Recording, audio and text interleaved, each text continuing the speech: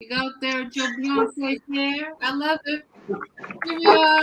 Welcome everybody. We got Titan in the back. We got Shay here. We got Fit here. When Black Women Speak. We're in season 2, episode Yo No Say. I forgot. But 4. That's why you have co-hosts. This is why you have co-hosts. Today we're going to talk about black hair and what all that means. If y'all have any questions, please bold question in the comment section so we can get to it if we can. We have a couple questions pre-ready for our talk today, as we usually do. I can introduce my host, or they can introduce themselves. What do y'all prefer? I feel like we normally introduce ourselves. I introduce myself. Introduce yourself. Hey everybody, I'm Cache. My channel is Shay with the Hobbies. Y'all know me. I'm black with a big B all day, every day. So if you come to my channel, that's what you're gonna see, no matter what. So there you go. Hi, I'm Britt. My channel is Britt Writerly. It's a book and author tube where I talk about the intersection of literature and culture, ABC 1, 2, 3, all that entails. If that sounds interesting to you, definitely go on over and take a look. And if you like what you see, you can hit that big red button and we can be internet friends. Internet friends. What you say? I was just saying hi to Alicia. Oh, okay. Hello, everyone. We got some folks in the chat. Have we shared this on Twitter? I definitely tweeted about it. Okay. I'm going to retweet. For those of y'all who are here, let us know how you doing before we get started. How are y'all doing in here?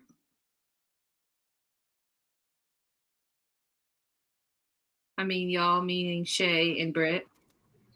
Is everything okay? I don't know what's going on. I don't know what's going on. Something is different. What's going on? Like, what's going on? I don't know. I feel like you doing something a little different, and I'm like, do I need to catch up? What are we doing? What's going on? No, I'm not doing anything different.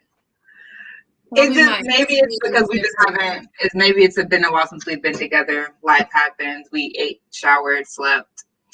But I'm okay. I'm doing good. I had a very chill Monday.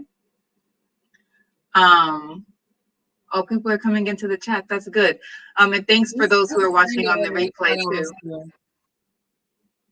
Sorry, that's what I was doing, like asking y'all how y'all were doing in my mind for waiting for more people, because we usually get more people in the chat. That's probably why it felt awkward. So I apologize for that. You don't have to apologize. Now we're caught up. But yeah, I had a pretty chill Monday. I'm not gonna harass myself about it. It's okay to have a chill Monday. Shay, you may be happy to know that I even took a nap.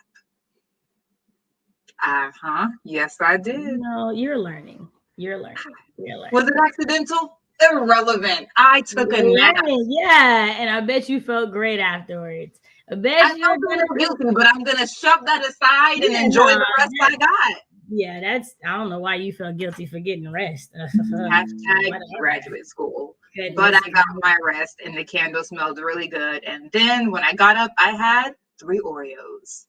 Oreo. So it's been a good day. People's obsession with Oreos is real. Oh, it's not an obsession. It's just leftovers from some slutty brownies I made. I usually feel like I use the entire thing. So having all these leftovers is vexing because I don't want to eat all those Oreos. So I don't know what I'm going to do. I'm probably going to take them to church on Sunday and be like, give them to the children's church or something. Because I can't be responsible for eating all those Oreos. I'm trying to change my lifestyle. I mean, I love Oreos, so I don't really know about lifestyle change for me. I'm good. Got over the flu this weekend, so yeah. So glad that I'm like not in the land of the feverish anymore, because this weekend was definitely rough. So yeah, but I'm ready to like talk. Let's get into it. People are in the chat. Let's read them. Okay, so let's go to our first question. What's your relationship with hair been like over the years?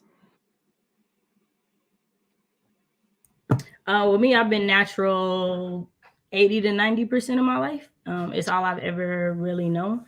My hair didn't get relaxed until I got put in like foster care, and because the person I had wasn't used to natural hair, like that was the thing. Because I grew up in a family of hairstylists, so my grandmother had a salon, and my uncle and his wife have had multiple salons.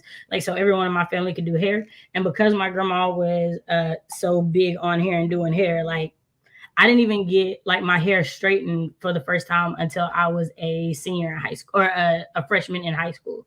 So like no heat had touched my hair either. So yeah, so like that's been kind of my relationship with hair. And so always like proud of it. I had locks for like 5.5 years of my life.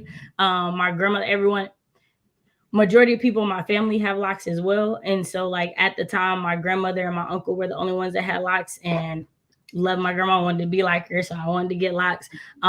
There wasn't as much conversation or styling around styling locks or like combing your locks out or anything like that. So I had my first big chop my freshman year of high school at 12 years old. Like I got a little afro and whatnot. So yeah, You were in high school at 12 years old? Was it 12? No, 13. 13. Okay, I was like, so for me, I was in a co-op, and so even though I was in 8th grade, I was taking 9th grade classes. So like I counted as like being a freshman. But yeah, I had my first big chop at that age. And so I didn't really have any negative connotations with hair until other people started being natural. And then that's when I had negative connotations with hair, because at that time I decided to like cut it and do the Halle Berry. Oh, you don't love yourself and blah, blah, blah. Wait a minute. You've just been natural for 5 seconds. You were the one calling these box braids dookie braids back in the day. Get off your high horse. So that was where my like love-hate relationship with black hair came into.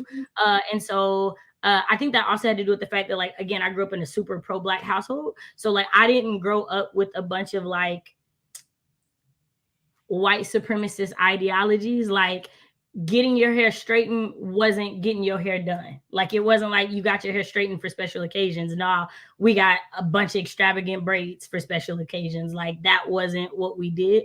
So my relationship with black hair has definitely always been empowering when it's been about me.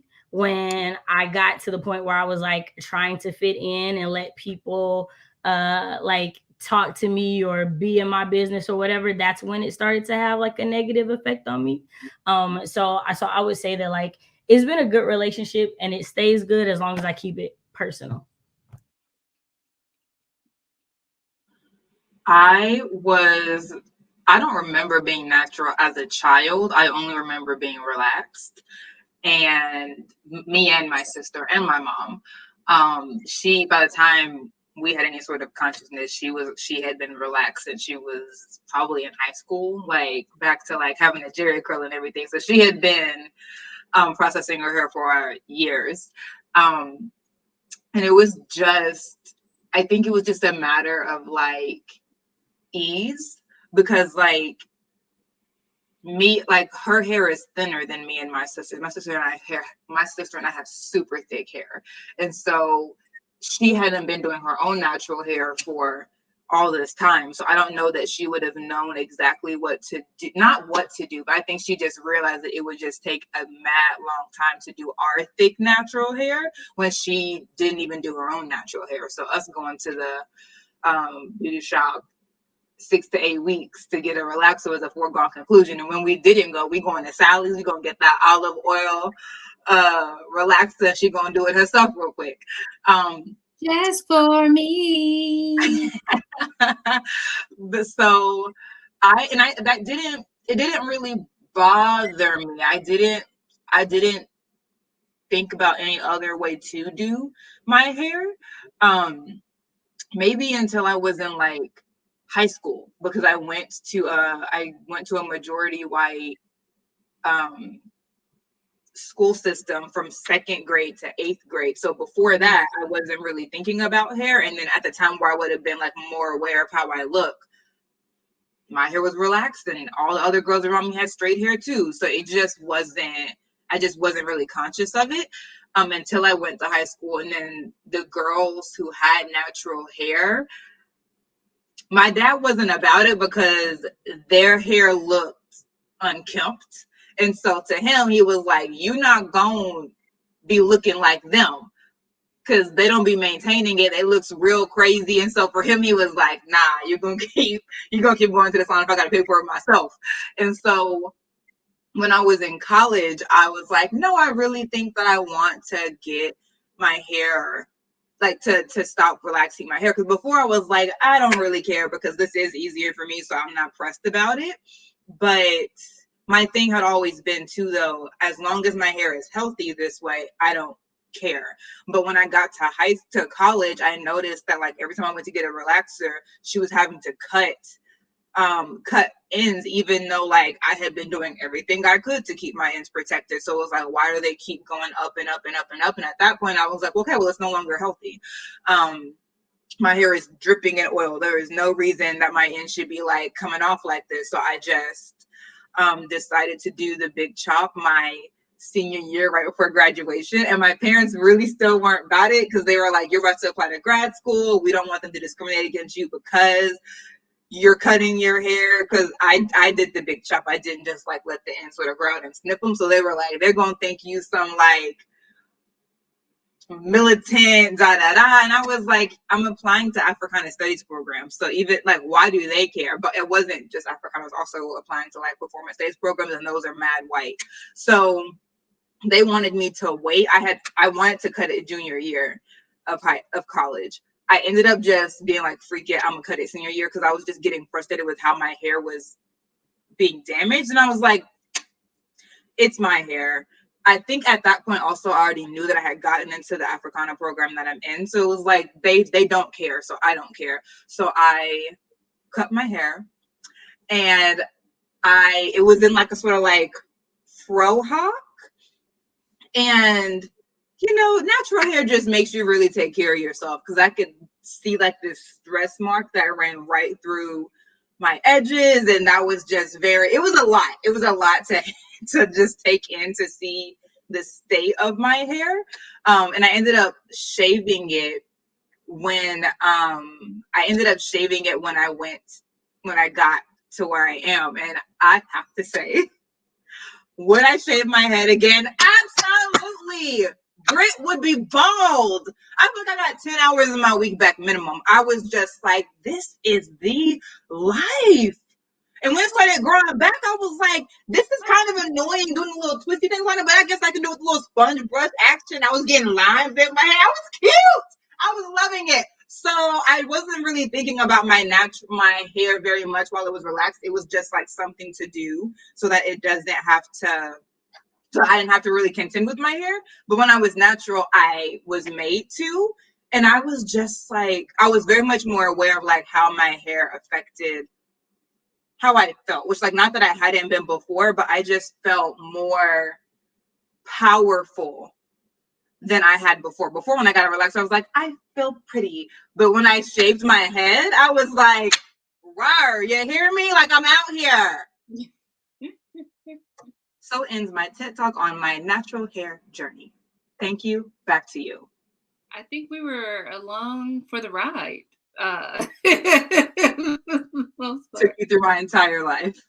Hey, because I'm like, what years? Most recent years, my totality. Damn, I thought I would have more time to think about this question. But okay, so I gave you my whole 26 years. I know. I was like so enthralled in your story that I didn't think of like how I wanted to piece what I'm saying. When I was a little girl, my mom would tell me my hair was unmanageable. And then I remember her perming it. And I remember one of the worst perms of my life that had the middle of my head on fire. I had fans. I was crawling to the door. It was cold outside, and I just wanted to dunk my head in some snow. And my mom was like, hell no, you're going to sit there. You're going to take that perm. And it burned like nobody's business. And to this day, I still have, it's my problem area, because when my mom washed my hair, took the perm out, my hair became stuck to my scalp. So it took her and 3 other relatives with aloe vera juice to comb my hair out. And it was so bad, they had to cut it. So I was choppy. I was bald in middle school. That's embarrassing, right? Bald, because this perm really came from my goddamn life and really just shook me to my core. And I just kept getting perms and kept trying to put my hair in those fans. You remember back in the day when you fake like you had a lot of hair and you would fan your pony? No? Okay, maybe that was just me. That fan was real. It was not cute. It was not cute in hindsight, but at the time, I thought it was the best thing since sliced bread. And my hair was just terrible. And then I started not grad school. What was it? I started high school, and my aunt would experiment on my hair like my sister would, with different hairstyles, just making me their guinea pig. But I just did not feel cute at all with these hairstyles. And then one time my aunt shaved the back of my hair, I remember. And I remember feeling it and being like, wow, that's a different texture there. And I liked the texture of my hair. But then when I started college in 2011, I had, what are they called? Man, they call it different. These braids are called different things, different places.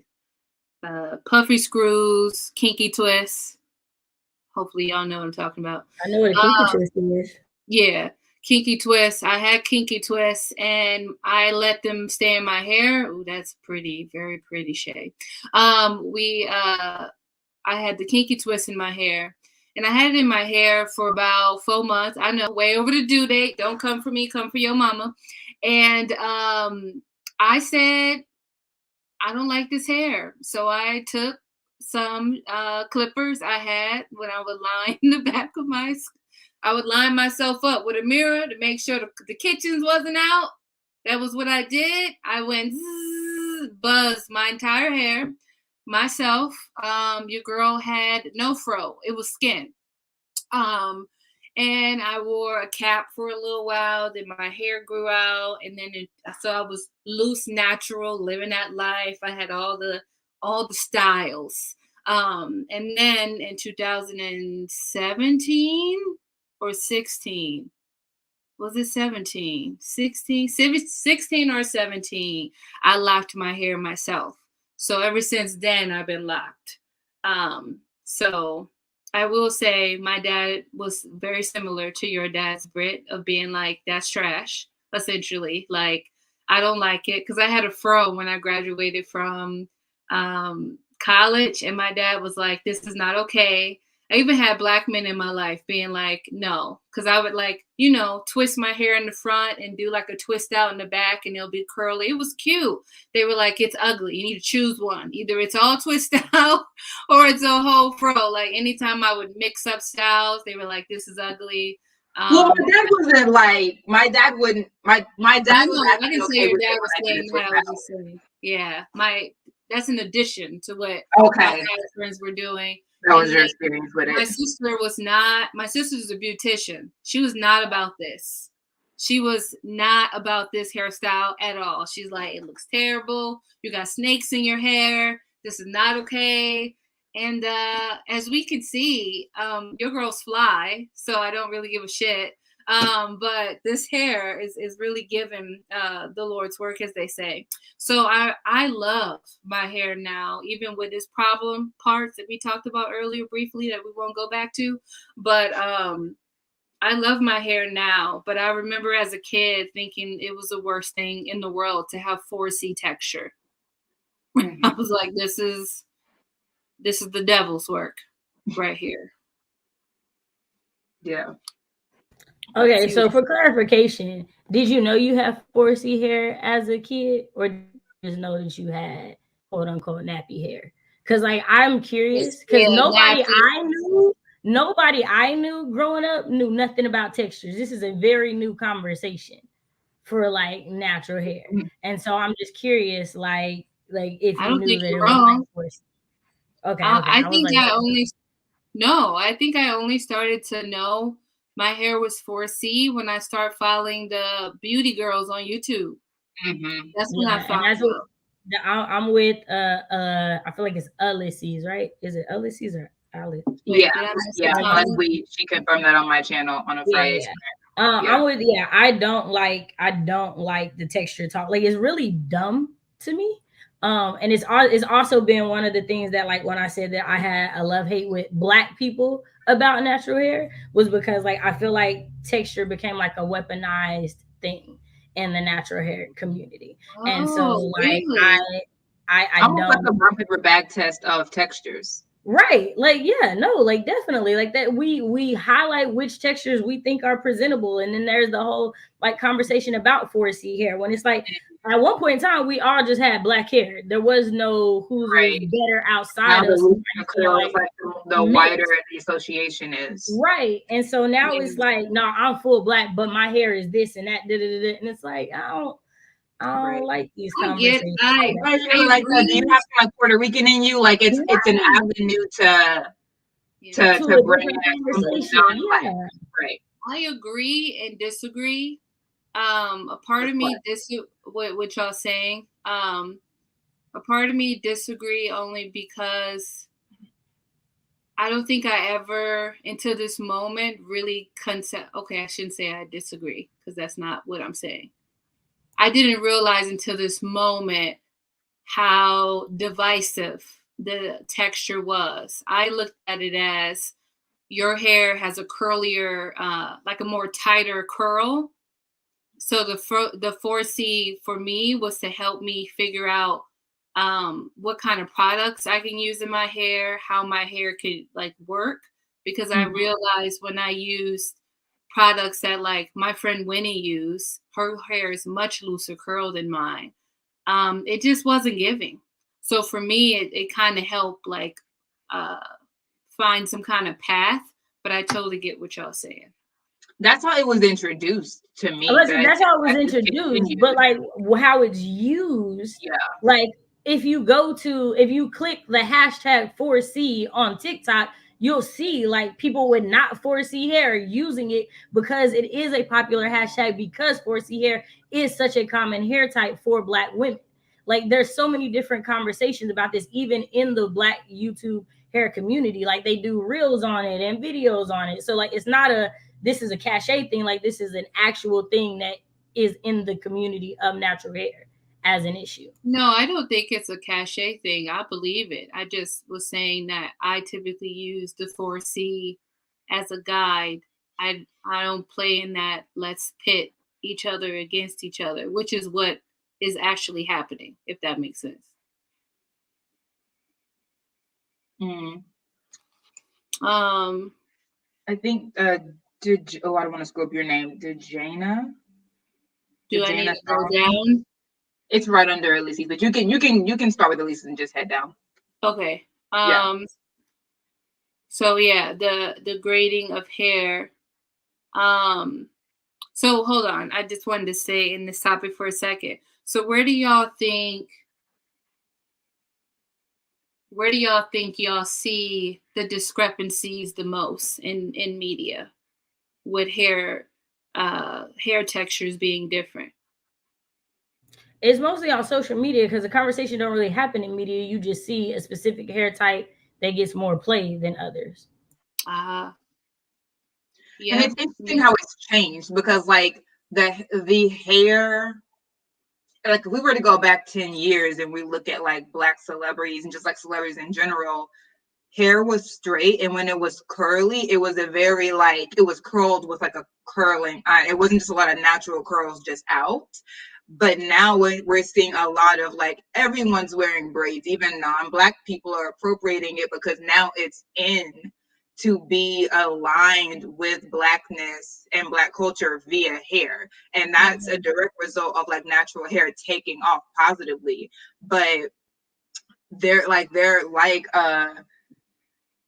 Janaina said, like, which for growing up in Haiti and talking about hair being uncivilized, if it was cornrows or locks or braids, and in the military, braids being an unprofessional style, like it didn't used to be that even just protective styles for natural hair, not even like having the curls out, just black hair in general was automatically assumed to be less than unmanageable, untamed, uncouth, unless you had like full on straightened it, which was the reason that so many mothers were committed to straightening their daughters' hair, even if it was like painful and difficult to like keep, especially if they weren't relaxed. Like that was the reason for the allegiance, because they understood that there was like a social consequence of black hair not being presented in this European way. Yeah.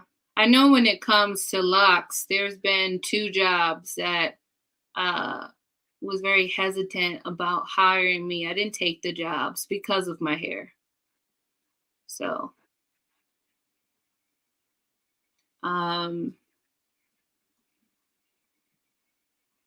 Puerto Ricans are black, so folks say that explain a looser hair texture is just not a good look. Yep. Well, having siblings, I became very aware about texture at an early age. I didn't know what it was called, but I surely knew my hair was considered coarse. Yeah, that's what I got called, coarse hair.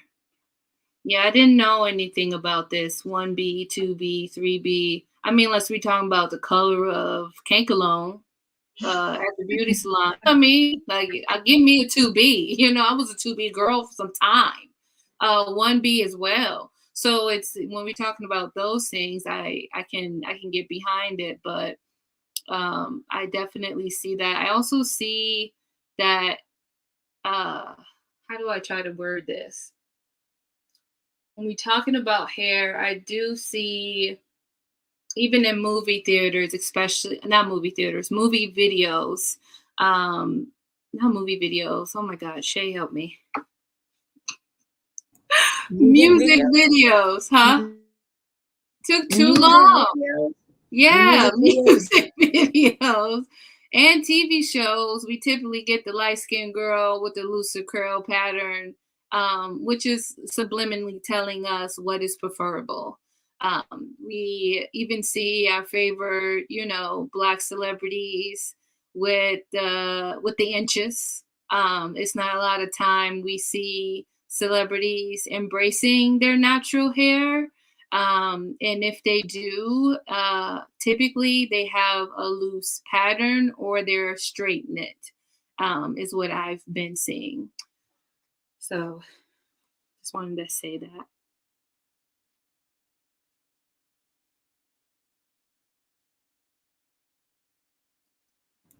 Yeah, I know I'm gonna be like quite different from y'all because like I had a very different lived experience with hair. So yeah, no, I get that. I agree. Curly hair is not seen as professional, but it's what exactly. Those are some people. Those same people are taking curly wands and perms to their hair to make it look. Yeah, I mean, Ulysses, earlier you talked about people who saying their hair is curly and wavy. I think that's one of my pet peeves of all time. I've had friends who are white and tell me that their hair is curly and it's like a bump. For those of us who know what a bump is, it's giving bump, bumpiana to be exact. And I just feel like that ain't right. Like, do y'all ever had that in your life where someone tells you their hair is curly and it's just not giving curly at all? It's giving a light wave, not even a ripple.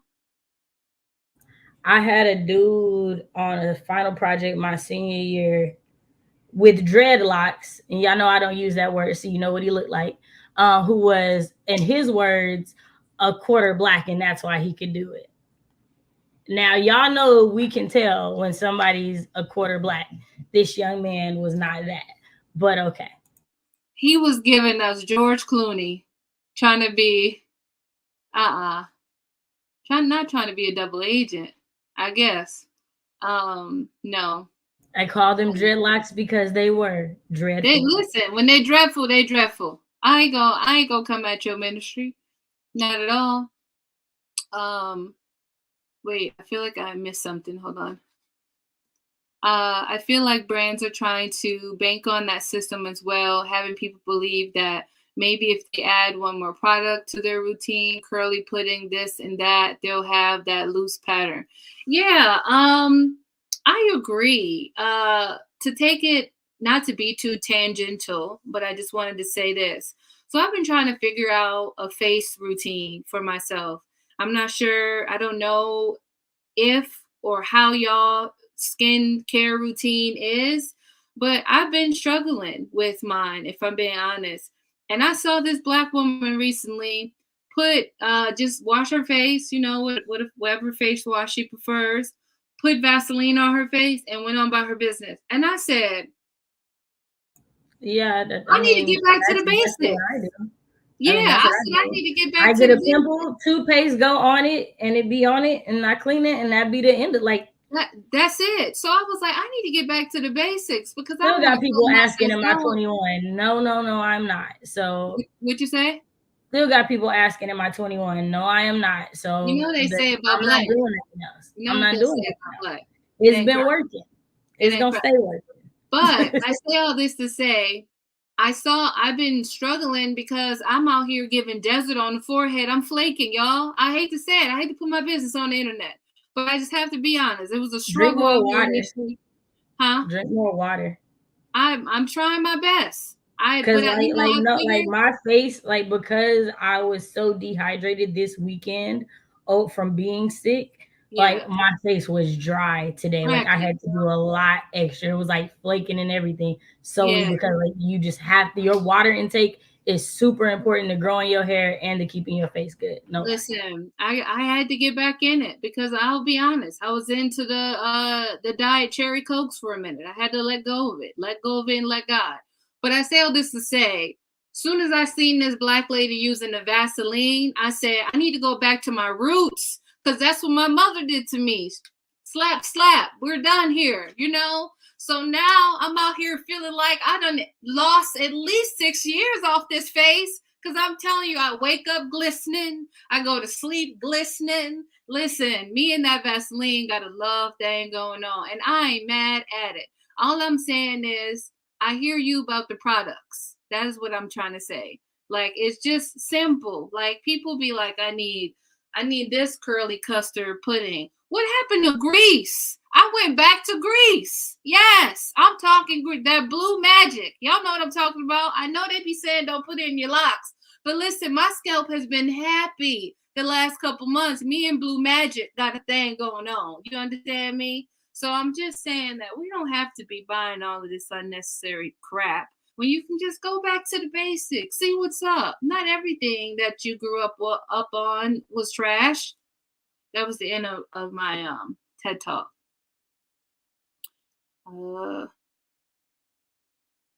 Let's see. Being biracial, I hated my hair.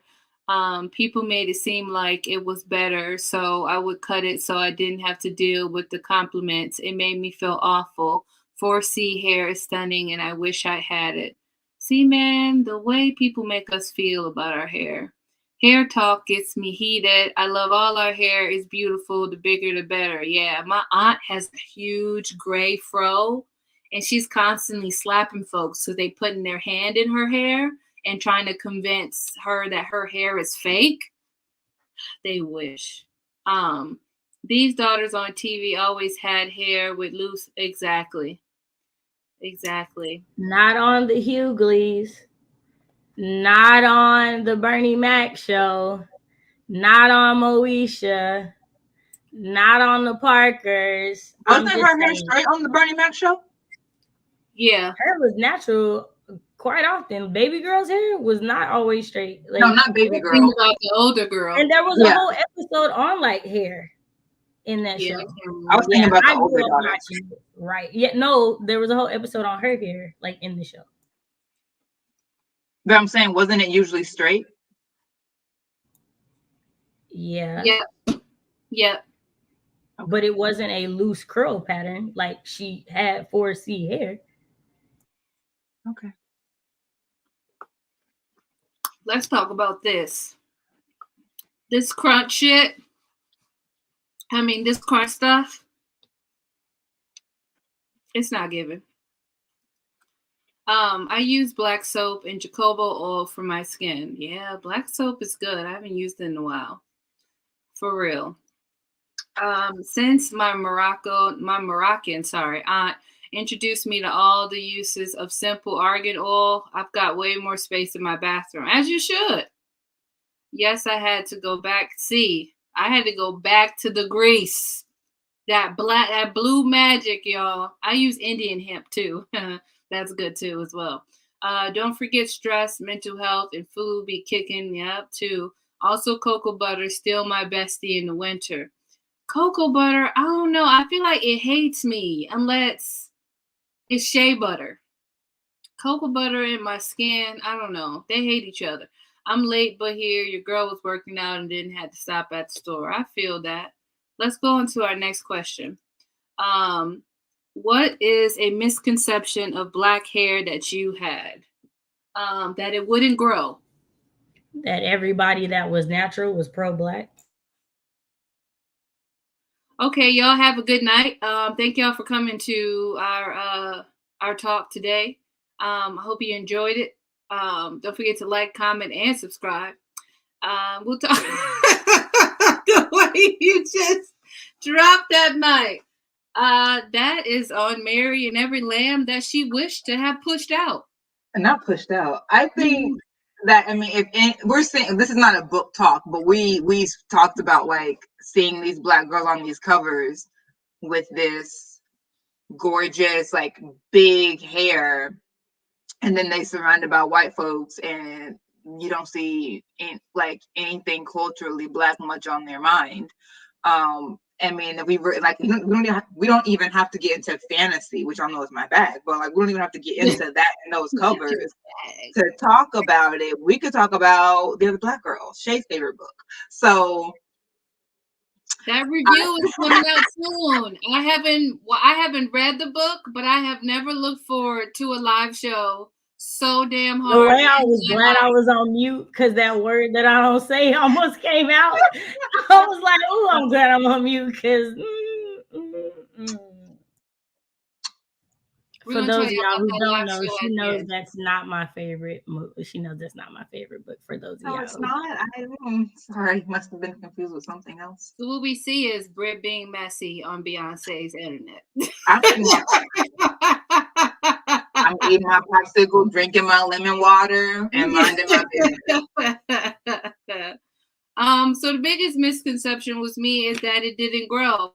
And y'all, my hair is past my bra strap. So I'm like, you good. Because for a long time I thought, black hair didn't grow and that I needed to be mixed with white or something that was non-black in order to have long hair. And that was messages society was telling me, my family was telling me, just because you are my skin color don't mean that anti-blackness cannot exist within you. Just in case somebody thought that you couldn't be anti-black. I hate to be the bearer of bad news, but it exists. So those were my biggest misconceptions. And I also thought like every black woman I saw with locks is just like so pro-black and down with the cause and just my sister and like and my sister to the very end. And I had a rude awakening. Life was like, hold up. That is actually a lie that you're telling yourself. So, yeah. Britt?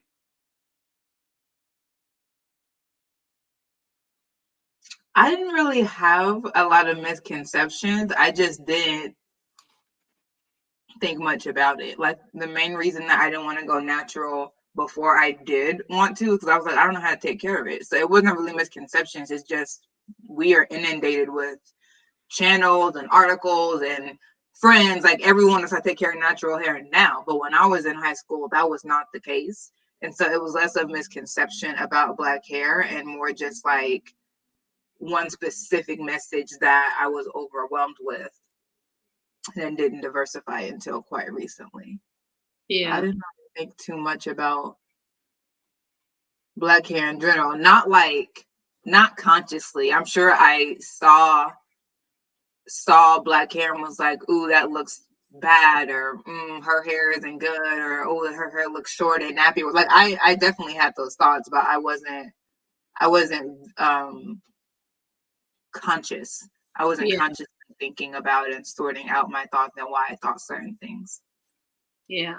I also want to put this out because, speaking my truth, I also thought that if I had natural hair, I was not beautiful, that I was not pretty. I remember when I first cut my hair off, like I did the big chop, I would wear scarves and everything just so people wouldn't see my no hair, I guess, because I was so afraid that people wouldn't like me or men wouldn't find me attractive because I had no hair. Also, it also didn't help that I was surrounded by white men who, if I'm being honest, does nothing for a Black woman's self-esteem. I'm sorry. I'm just going to say it. When you go to a PWI, white men are not helping your self-esteem. And I felt that way for myself. I'll just say that. I'll just say me. I won't put that on nobody. And it was just rough. I just did not feel beautiful at all, which is like so odd for me now. Even I would try to like I know some people who have locks and they perm their edges, just their edges, because they just cannot stand it. They can't stand the curl on the side. I used to gel it down. I used to line the back of my hair so you couldn't see my kitchens when I put my hair up in a ponytail. I don't do none of that shit anymore. I like to think I fully embraced my hair. There is some times when I'd be like, man, you is giving dry. You might want to, add something on there. But for the most part, I think my hair, having my locks and being on this journey of almost 6 years or 7, I don't know, 5 or 6, whatever, 5 to 7 years, y'all. You do the math, I don't know. But being on this journey for this long has really made me see my inner beauty, see my outer beauty, and just really love myself more and my hair unconditionally. And now I really feel like nobody can't tell me about my hair because it's giving. It's always going to give, and it continues to give. Even on a bad day, I'm still giving. So, which was not there at all because of the misconceptions I had about Black hair. Like doing the big chop and deciding to get locks was probably some of the most devastating things or alterations I did to my physical body, is what I would say.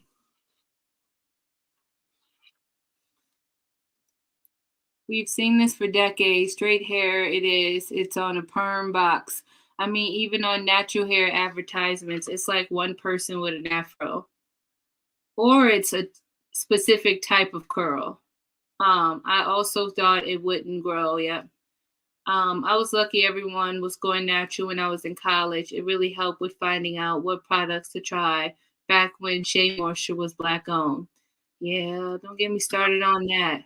I thought of a misconception I had. Okay. I used to think that people that put like braids or extensions in their hair did that because their hair was really, really short and they hated it, which for some of them may have been true that they just didn't like dealing with their shorter hair. But I have seen plenty of Black women whose hair is just as long as the extensions that they put on top of it. They're just like, I don't feel like dealing with my hair. And I do that. Like, my hair has grown a lot since I shaved it. And I will still put spring twist, knotless braids in. I just don't feel like doing my hair, so I'll put it in protective style and go on business. But I used to think, and people used to say like, that's why you bald headed under this braid, that kind of stuff made me think that like they didn't have a lot of hair under there, which is why they wanted to like put longer hair in. But that's not necessarily the case. I mean, that's a current misconception that a lot of people have. Like, there's so many even celebrities or people in my family who have long natural hair, but to do long natural hair, as someone else said in comments below, we all know wash day is a pain in the A. We all know that wash day is long. It's a process. It's a process of many steps. So a lot of people don't like to do that. They just like, no, I'm going to braid this up, or I'm going to corn roll it to the scalp, put a wig on top, lace who, stiff wear. And I just feel like, let Black women wear their hair however they feel and live their best. Any comment, Shay? No, I mean, if I had another one, it would be that, like, so it's not a misconception for when it was, because it was definitely true. But it wasn't braids and stuff, because everybody had braids, but tracks.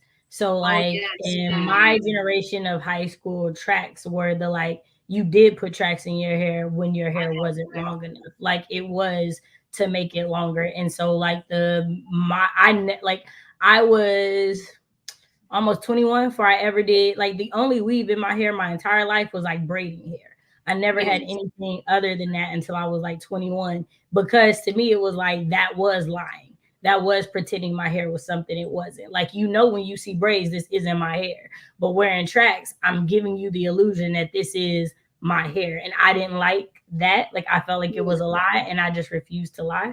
And I got in a relationship with someone who was like, I think Kiki twisted, so to please him, I got tracks in my hair. And that was one of the first times that I had to like big chop as an adult, because glue and my hair don't mix. That gray glue. And the way that, like, I would never, ever. Did you stay with him after you had to big chop because of that glue? Yeah, like, we were together for a while. Like, I mean, like, yeah, we were together for a while. If I get some nephew that messes up my hair, you're dead to me. Don't call my phone. But he didn't mess it up. Like, the person who did it messed it up. So like, that's who I was mad at. It wasn't him. Like, he didn't do my hair.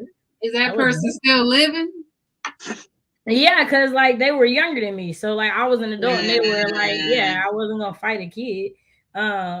But also, like, I learned a lot of lessons. Like, I learned, like, I've never had this like assimilation mindset. Like, I've never been I need to straighten my hair to please white people, or like to fit in, or to get the job, or to get a school, or anything like that.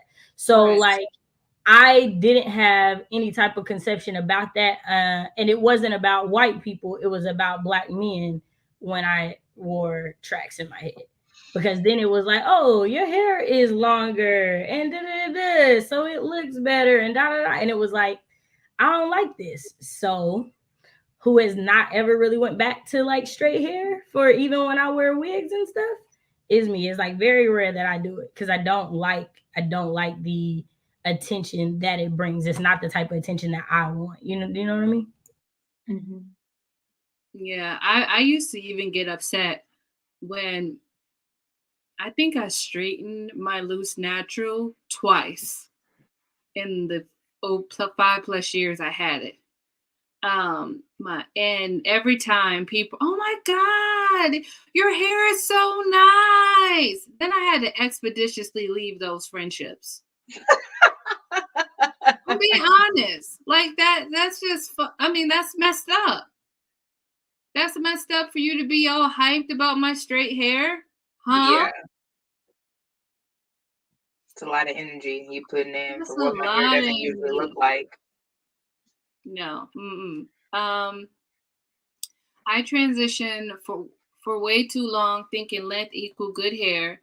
I went through a lot of struggles with my hair, forcing it to be something it wasn't. Speaking of truth, I used to think I had to straighten my hair for job interviews because of professionalism. Yeah, a lot of people in my family was worried about that for me. Wash day lasts 2 days for me, and I'm exhausted. Men having opinions of our hair is a red flag. Yep. Okay, so I don't agree with that. But like, in a relationship for me, because like, I have opinions on a dude I'm dating. Like, babe, get your haircut. Babe, I like that haircut more than that haircut. So I disagree in relationships. Strangers, hell yeah. Like, you don't know me. Don't tell me anything about my hair or anything like that.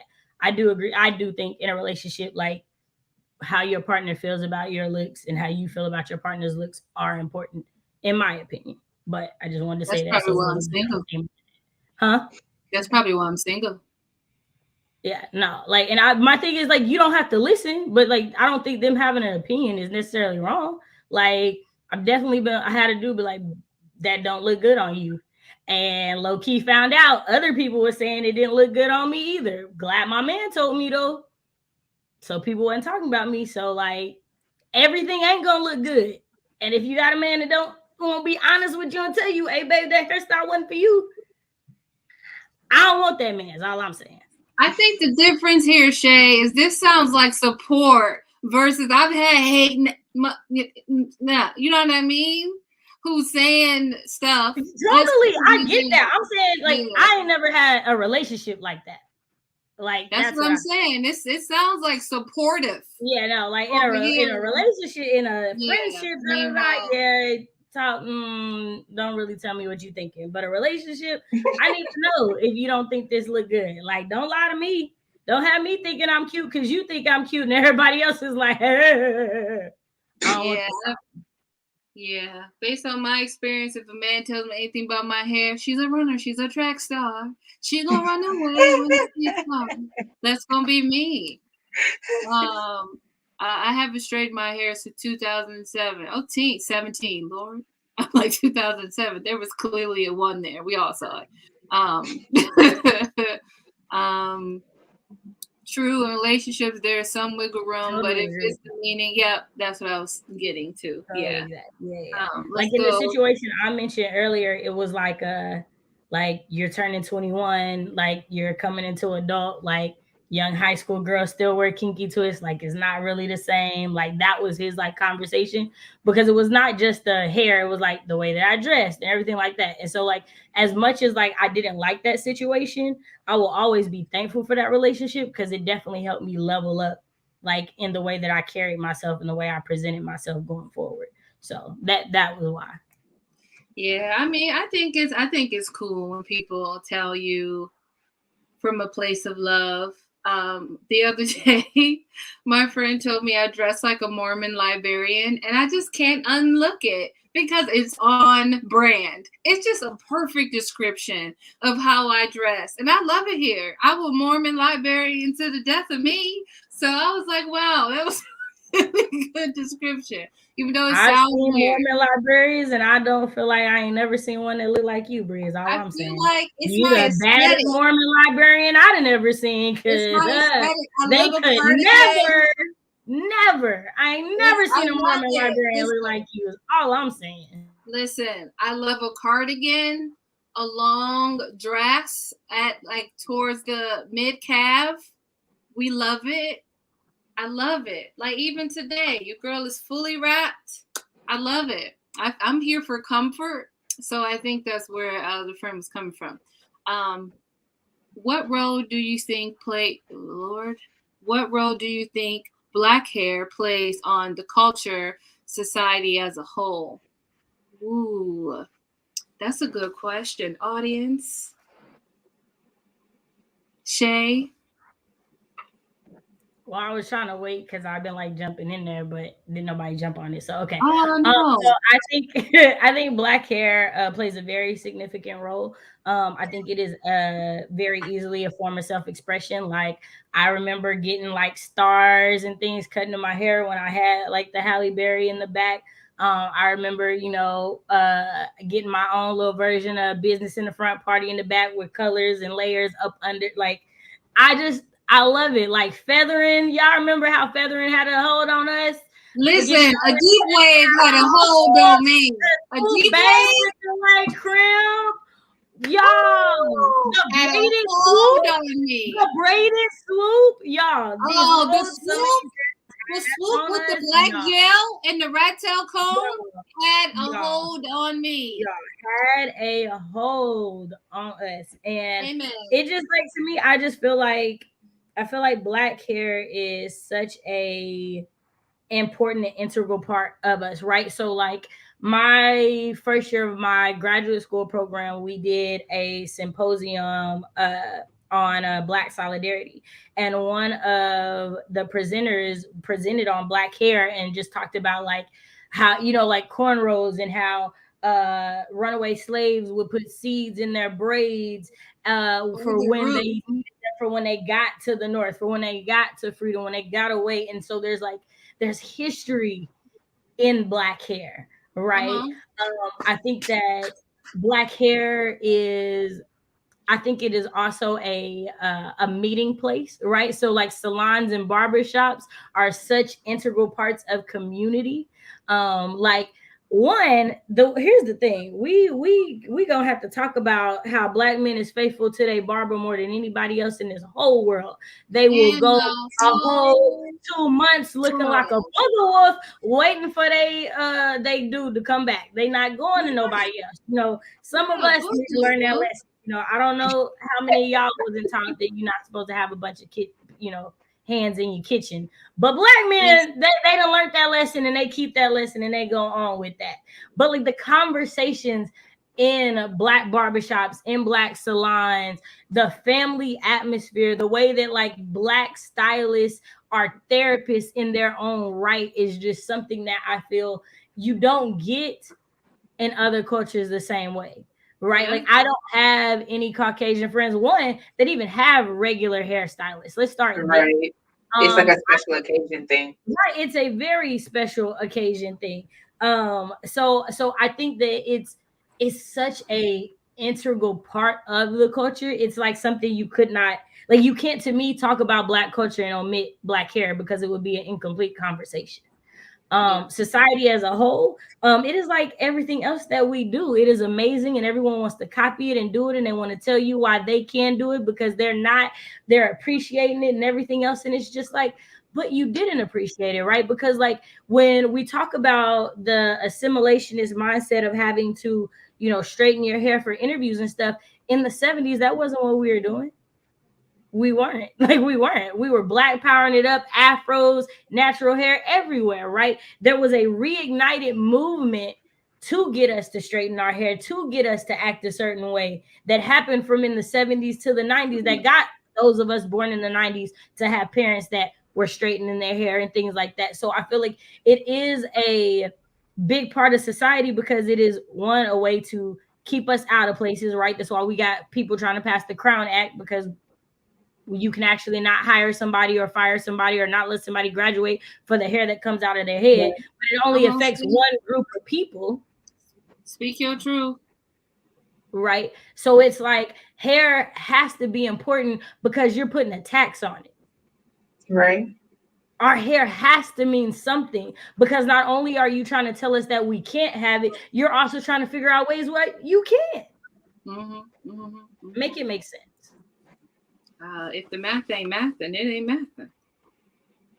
I've been rocking my hair since short since 2020. I've had a lot of compliments from women. However, cis men have been absolutely brutal with their criticism with me wearing my hair short. Very eye-opening. Cis men, that's all you have to say. Just be doing the most. Doing the most. So I definitely get that. I feel like, I'm trying to think of like groups of people.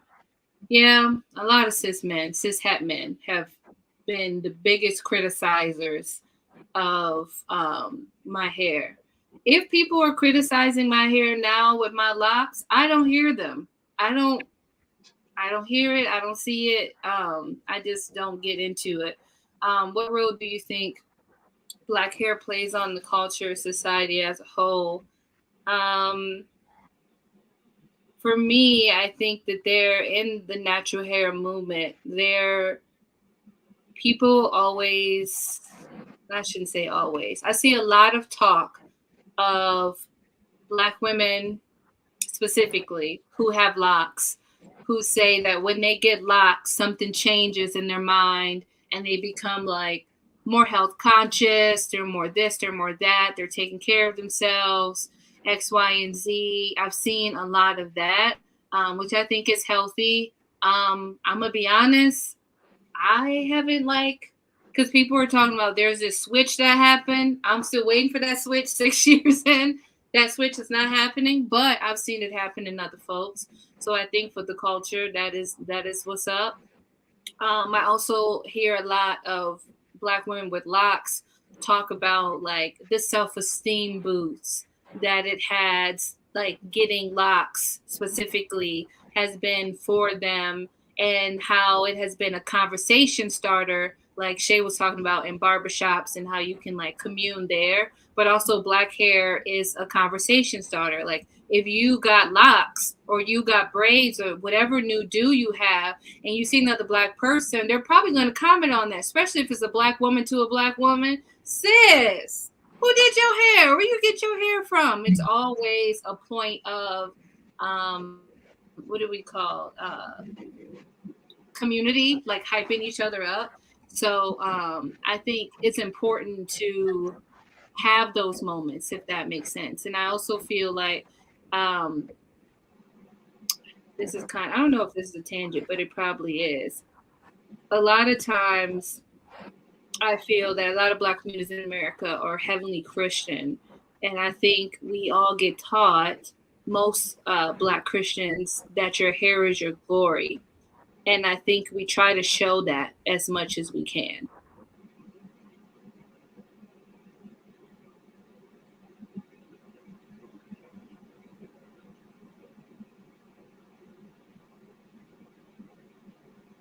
Brett?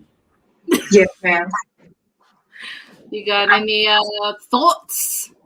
I mean, I think you and Shay said a lot of it, really. So I don't want to reiterate what's been said. I think just as far as like what role does hair play on the culture. To Christy's point, black hair is a $1 trillion business, and there are not many black owned companies that can penetrate it. It's very dominated by Asian markets, to the point that like wholesalers won't sell to black wholesalers because they don't want black people in hair business. I've heard multiple beauticians from New England, beauticians from Jamaica talk about being kept out of buying things wholesale when they wanted to open a store, or when they wanted to have a little shop, just a sort of annexed on to their salon, of being kept out. And so I think that the role that black hair plays on black culture is, yes, one of expression, and sometimes there's trauma around it, like you said, Brie, of like perms and having to sit there with a hot comb and it burning your neck, and if you tender-headed, someone touching your head is just like triggering. So there are those things, as well as them being gathering places, because yes, your therapist yes, your beautician is like your therapist or your priest. You confess all to them, but also there are just certain people who are in the salon of all different ages who are also just listening to you and imparting wisdom. There may be people who are 70 years old and they're getting their usual press and curl, and they gonna add their 2 cents also. Whatever you say in the shop, anyone in the shop gonna respond to it if they can hear you. It's just a free for all. So I think that part about what it means to us is a conversation, and there's also a conversation about how black hair as a business is just another avenue of structural racism and making money off of things that black people create or have cultivated, and then it being co-opted once it seems like, oh, now it's cool, and keeping black people out of it. Yeah. Shay, you got a last comment? I was gonna say, so my experience is different from yours. That most of my negative connotation from my hair have come from other black women. I hate that for you.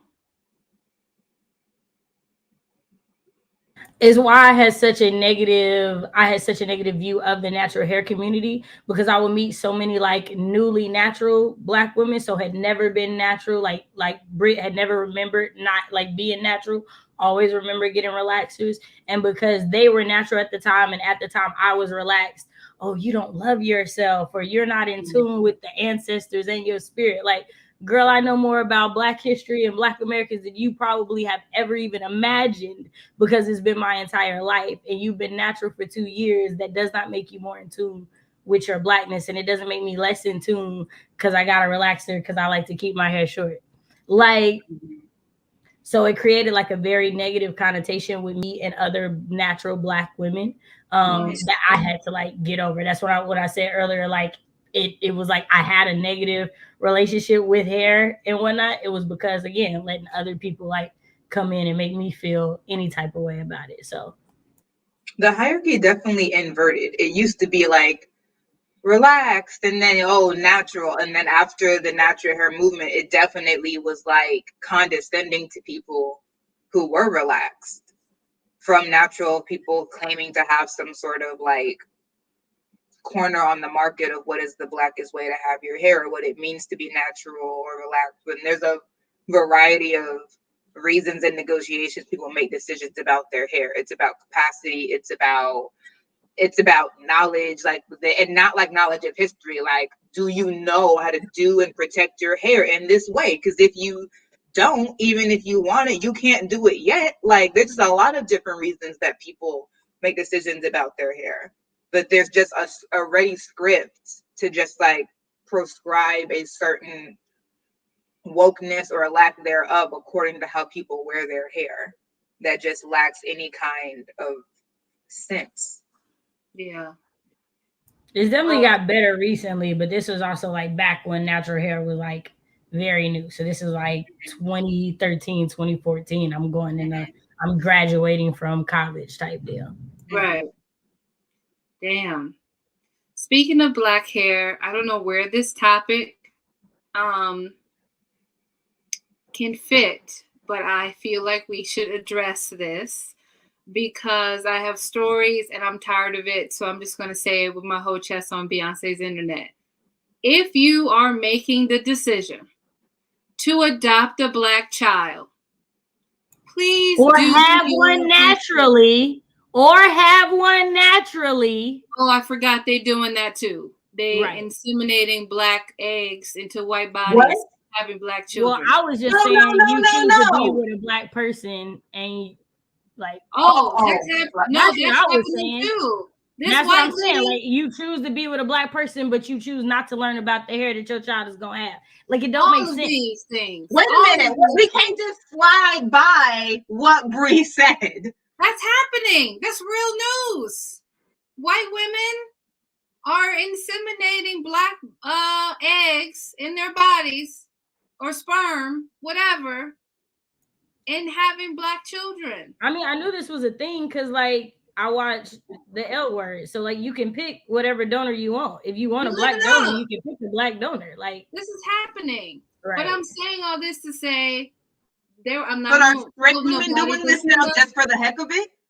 Yeah. Well, like, I mean, I don't know how many white people or friends that you had at any point in your life, but I have never not known them to talk about how pretty mixed skin was. And how much they wish that they had that skin. So it doesn't really surprise me because I've never not had at least one white person comment. Yes, she was talking about adoption though, which is like the result is the same. I didn't say no, they were going so far out of their way to have Black children to inseminate themselves. Yeah, so because that's not adoption, that's still like your egg and stuff. So that's not adoption. That's your egg. I'm saying it's different, but like the result is the same. Go ahead. Adoption by egg, by marrying or being with a Black partner, it's all gonna give you a Black child with Black hair, right? Yeah, you need to do your research because let me tell you my horror story. The first horror story is of a person that I know told me that they were, being like an in-house nurse for this white family who goes and like hunt all these animals in South Africa, come back, they got giraffes and shit, whatever. All this stuff, taxidermy, hanging out. And they adopted 5 kids from Ethiopia. They are white. We're talking super Midwestern. Probably all their friends is white. So they are very deep in white culture as being white people themselves. And they don't know how to do their children hair. So every time they get like a snag, because we moisturize, we add water, you hit that tail, you come through. You get what I'm saying? You get that knot up out of there. Their white mothers were cutting the knots. So the baby out here looking patchy. Okay? I feel like that's not okay. Where That sounds like you don't realize how much trauma you're inflicting on that. Seriously, that like child.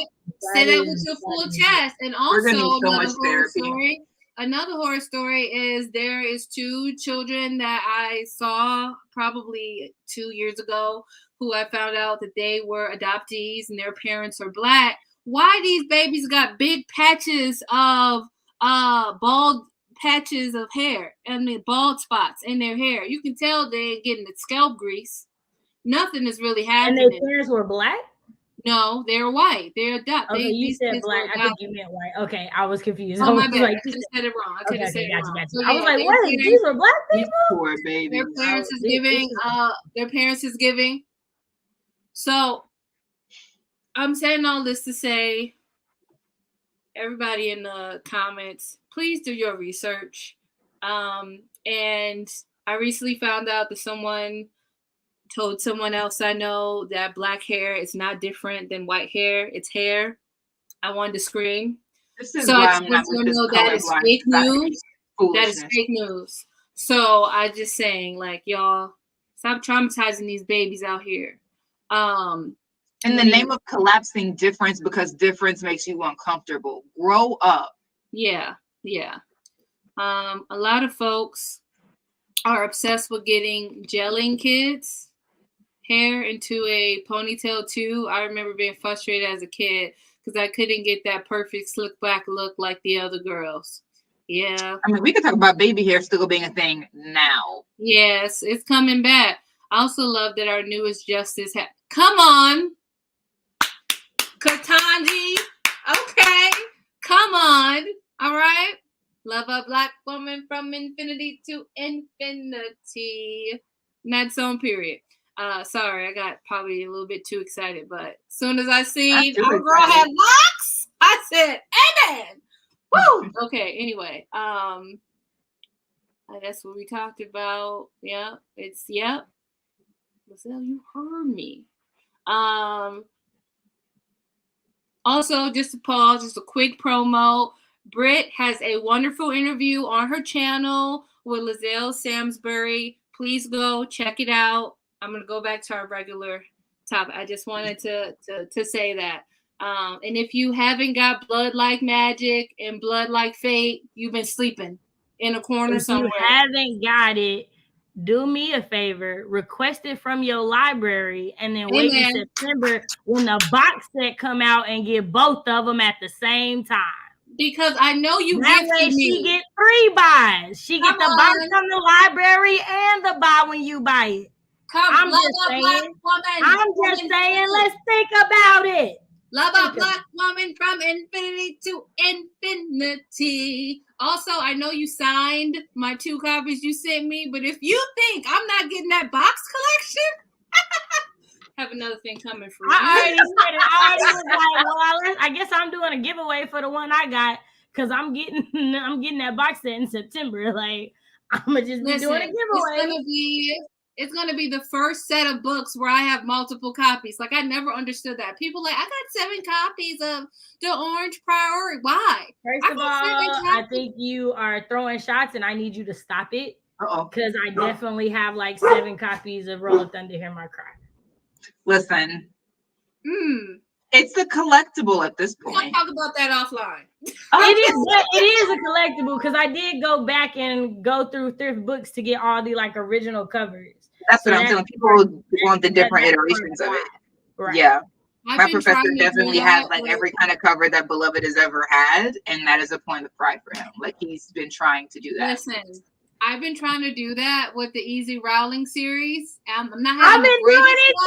too. I've been doing it too. I'm not having the greatest luck, but I'm trying to get all the hardbacks, and it's been a struggle. Yeah. Anyway, Mm-hmm. a lady took a black couple's abandoned embryos and implanted them into herself. Yep. It's just all so I'm gross. just telling y'all, folks out here. Not I all was right. always just physically because they just over there hunting animals and bringing them back for taxidermy. I was like, this sounds illegal to me. Yeah. I feel Really like hunting animals for not for food don't really make sense to me. Like hunting animals solely for the fun of it. Like, I'm just saying, there's a video and it talks about, how like trauma works on one side of the equation, but it don't work on the other side of the equation. This just sounds like an example of y'all being barbaric. Because why? Why did you fly to a whole nother country to kill an animal that didn't do nothing to you? Nothing. But you don't need to live. Like, you're not starving. It's not food.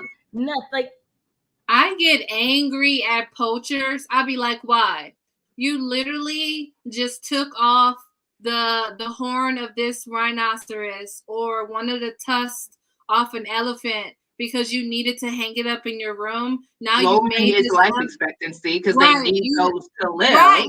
You've made this animal vulnerable to other animals in the the jungle and not the fact that y'all doing it starts to affect the evolution of animals, and now they're not growing with the parts they freaking need. Like, you messing up our ecosystem. We're already in the shitter right now.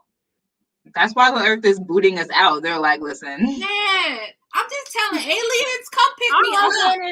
Y'all can feel how y'all want to feel about what I'm about to say, but I really don't care if we have to go back in lockdown for the earth to heal itself, because it was doing a great job when we wasn't doing nothing for them months. Like, when everybody was sitting in their house across the world. Oh, dang. People in Europe were like, oh my God, is that the sky?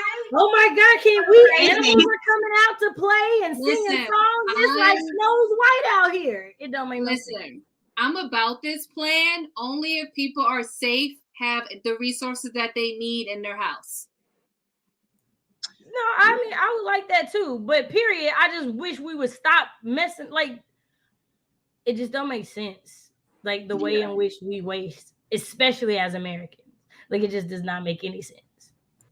Wow, I've seen so many animals, just one tusk. No tusk. Well, they've been at sanctuaries. So I guess that makes sense what you're saying. Yeah.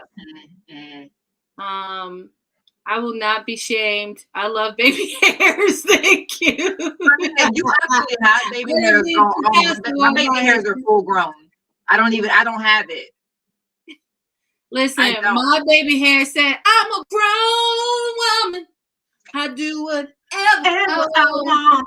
I do whatever I want. And that's just it. Like, they're like, you can slick me back or I can be curled, but I'm not going to do these other little acrobatic tricks. And when I try to, I get punished. So I just don't. It doesn't work. Oh, that's awful. Yeah. I love a baby hair when they have a lace wig. The way I be laughing at how people make baby hairs on wigs, it cracks me up. I love that. Thing. Like, I don't think it's like, there's some people doing this real cute, but just like the amount of work that you go into to do that is just. I love it. I'm here. I like it when they take the wig and it's a lace front and they got the little tweezers to kind of pull out some hair so you can really think it's blending in with the scalp. And then they cut them off and then it'd be slicked down. And I'd be like, lace where? I just think it looks cute. I'd be like, go ahead. I think they cute. I just be like, that's a whole lot of work. It is. For pretend baby hairs. Yeah. I saw a lady with locks that's my length and she gets lace fronts a lot. And I'm like, man, that gotta be hot. You know what I mean? Because this ain't small hair. This is a lot. So to have it all braided up, whoo, that gotta be hot. I don't know how she does it. I have grown ass hairs too. I swoop them a little bit. I have to balance my widow's peak. I feel that. I feel that the sunburn baby hairs on the wigs get not the sunburn. The sideburn. Oh, sideburn. Sorry. Yeah. There is one. Yeah.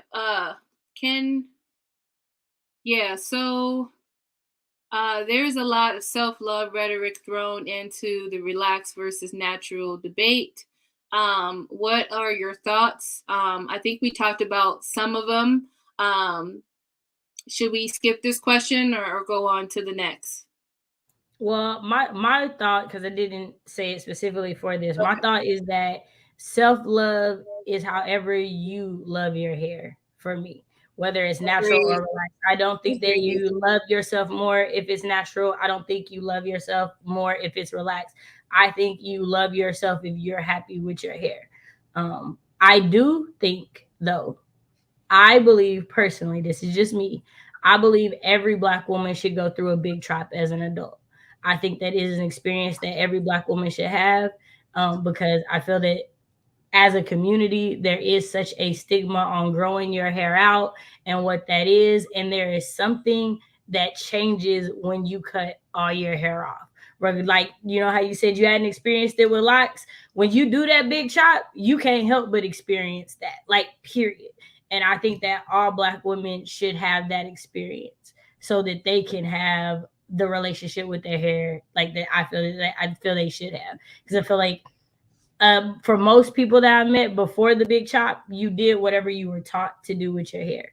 And the big chop is when you take control of your hair and you decide. So I just think that's all I think about it for the self-love rhetoric. I also want to say, go ahead. No, go ahead. Mine's one sentence. I am here trying to get everybody to get locks. That's my propaganda. I can't wait to get locks back. I can't wait to do it. I need everyone, especially Black women, I'm looking at you. Get yourself some locks because I'm here for it. I just feel like I feel so sexy, empowered. Like I've been that, you know what I mean, since that. I just really love my hair on me. I'll be like, yes, girl. And don't let me been living my life for like 5 months, meaning not retwisting it, and get a retwist. And I be feeling like I'm somebody out here in these streets, even though the retwists don't really matter to me. But sometimes when I can feel the breeze on my scalp, that just feels really nice. But I'm just telling you here, right now, I have the propaganda for you to get natural locks hair. Although, live your best life. Wig it up. Mom, this is not for you. My mama, if you're in the chat, I'm sorry. You know how I feel about you wearing wigs. But everything else, everybody else, live your life. Do what you got to do. I support you. But I'm also 100% here for y'all to get locks. Mom, you know how I feel. This does not negate any previous conversations Bree has had with her mother. That stands. Those have been grandfathered in. The wig is giving wigging, and I hate it. I don't like it. You just gotta find the one that fits you in your face. I will say the type of wigs that like regular people can get now have totally upgraded from what we truly have. Yeah. Because I was totally against wigs before, and now no issues. No issues. Say your hair is cute. My mama is giving Shirley from the pew. You gotta get the one that fits her. But don't ban all of the wigs. Listen, every time I see, and listen, you're not gonna tell my mama she ain't the flyest thing to ever touch this earth. She be with her hand on her hip every time. Just ready. You understand? You're not gonna tell my mother she ain't the most beautiful woman in the world because she'll tell you lying. My mom is the most conceited woman I ever met in my life. But the wigs is giving wig. It's giving stiff. And I hate them. But my mom is bald. She is blonde and she's bald. She's blonde hair. And it's everything to me. But when she put the wig on, I'd be like, Harpo, who woman is this? Stop it. I can't do it. And I just love you. Help her find one that fits her. You know me. Not Harpo, who this woman? No. You just a big old heifer. I hate you. I hate you for making me think about that movie. Just help her find ones that are made from like natural virgin hair that look good on her. Like it's not. I think wigs don't look good on my mama hair because she got like a little cone, small head. My mama head is tiny. Then she got a wig and it suffocates my girl. No. I'll send you the link to this one. I'll send you the link to this one. I refuse. I refuse. I'll be like, Mom, I know say my hair little too, so like I'll send you the link to this one. Yeah, please send me that one because I send that, I will buy it for her. But let me tell you, me and my mama, I'll be like, Mom, you're not about to go with me to this event and embarrass me like this. But me and my sister, we feel the same way. Like, we can't go out with you like this. You got on this big old Shirley back from 1980 when she was trying to get her man who was coming to come fix the plumbing. You know him, Shirley. Now there's a whole scenario around it. Anyway, go ahead, Britt. That was too long. Too loquacious with that. Come on, word of the day.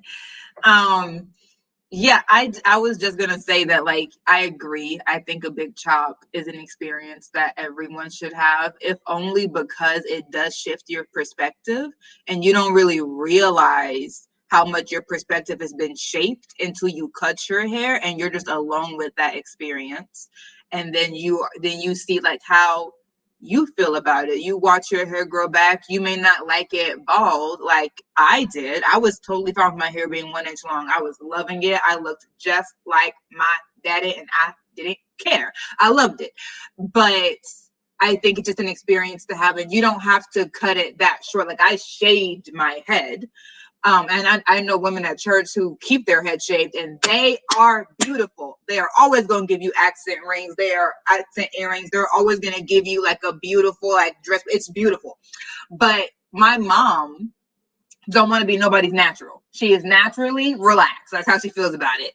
But she did cut her hair and it was gorgeous. She let her grays come out. It was just it was a beautiful like silver. She looked ready for somebody's runway. I mean, she always does, but this was just like, it was another level. It was like waves and sort of like finger curls and little like this curls up here was shaved in the back. Like, she sent me the picture with her wearing my dad's robe, which she had stolen for herself, and we'll just accept that.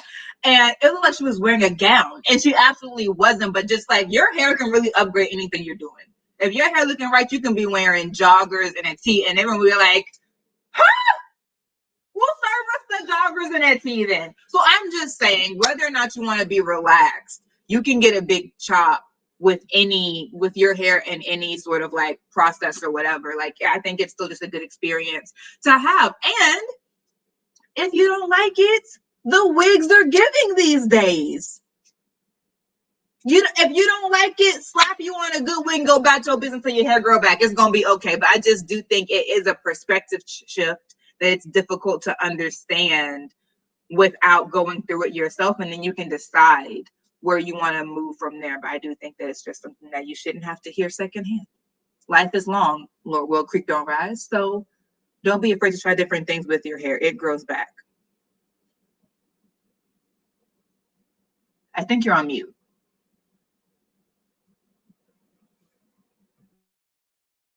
You're still muted. I can't hear you. I said my bad. I just wanted to take time to show y'all pictures of my mom. Isn't she pretty with her? I do like the blonde. I like the blonde though. I see why you like it. It's giving. When she put on that wig, I can't stand it. I'll be like, Mom, you out here killing the game. Like Alyssa said, there's a wig for everyone, Bree. Look at her. Cutie. There's a wig for everyone. Support her. I won't lie, this hairstyle was nice. I did like this hairstyle. She always got to have blonde. Always my mom. Right there. Well, there you go. But, I don't think she got any pictures of the wig. But yeah, that's my mama. Okay, this is the wig I don't like the most. But it's okay. Anyway. That wig isn't hurting my feelings, but maybe it's just different in living color. Maybe I just really like my mom with no hair. Maybe. Yeah, because she been having that style most of my life. And when I see her like switch up, I'll be like, what's this? I'll be like, so this has been iron campaigning for you to let your mother live. I'm letting her live. And she still go wear that wig. She'll be caring what I be saying. She's saying that whenever you get through, it's me and this wig. I remember one time my mom, I was like, Mom, please don't wear the wig. She put it in her purse. And then we went to the restaurant. She just had like her regular hair. She went to the bathroom. She put her wig on, came right back to the table. I couldn't do nothing but laugh at her. I respect her G. That was too funny. Anyway, I love her. I love her for that. What's your favorite example of Black hair in the media? One of mine is Babs. I love Black American princesses and the hair in that movie. Yes. And you can't say it's not iconic because so many people have done like rips and different like plays on it in different episodes of shows and music videos and everything. I love it. I love it. I love it. I love she want to have a hair salon and a restaurant, food and hair. What is blacker than that? I love it. So okay, so Babs is my favorite example. There we go. I'm gonna say barbershop and the scene in Ray Bearer for 5,000. I would say Nora's hair salon also. Like, I like that. I love Nora's hair salon. Yeah. First of all, can we talk about how many hair movies we got? Like, I love it. I just love it. That right there speaks to how important it is for the culture, because the hair salon is where the drama goes down, but it always be like something going on in the family, some friends getting into something, and they get solved through the hair salon. Hey, good to see you. So yeah, I think that the amount of movies that we have that are about or that take place at hair salons that be about so much else is just case in point about how important Black hair and like barbershop salons, how important those spaces are to Black culture. I agree. My second favorite would be Hair Show with Kalita Smith and Monique. Loved it. Classic. It's on jail. Is it on jail though? Is it on jail? I love it. I love it too because it taught like it was one of the like one shows that had a Black male hairstylist in a salon, and like I loved it all. I loved it all. Loved it. I also feel like Monique's hair in the Parker always gave. Always gave. Left no crumbs. We were just sitting there in pure awe of her hair. I'm trying to think of like other. I didn't really like Kerry Washington's hair in Scandal. Because I felt like in some points it was giving us like her natural hair meets straight hair. I just need a blending moment. I definitely felt like I never watched it, but clips I saw definitely felt like that wig is wigging. I was about okay. I didn't want to fully say it, but since you said it with your whole chest, I'm gonna go ahead and agree. I mean, I don't like the rhymes land, the Shondaland, what they call it. I don't really like it. So I don't have problems saying that the wig was wigging, right? Like I feel like we very vocal about Tyler Perry, why we can't be vocal about Shonda Rhimes, and that hair just wasn't doing nothing. Right. Yes, Countess Vaughn, love her. Yes. The Brandy braids was everything. Yes. So here's my thing. As a kid, the two Black women that I looked up to or like loved the most were Brandy and Kelly Rowland. Because one, Brandy kept her hair in braids and Kelly Rowland kept her hair short, and like it didn't matter. And when she did come out with the long hair, when they did that second to last album, you was like, "Ooh, and you rock this too, and it looked good." Like Listen, when she came out with "I told y'all I was gonna bump like this," y'all, I had to share it. She was all today. I had to share it. I was like, y'all, I love me some Kelly. I said, you want to keep that money, make it jump like this.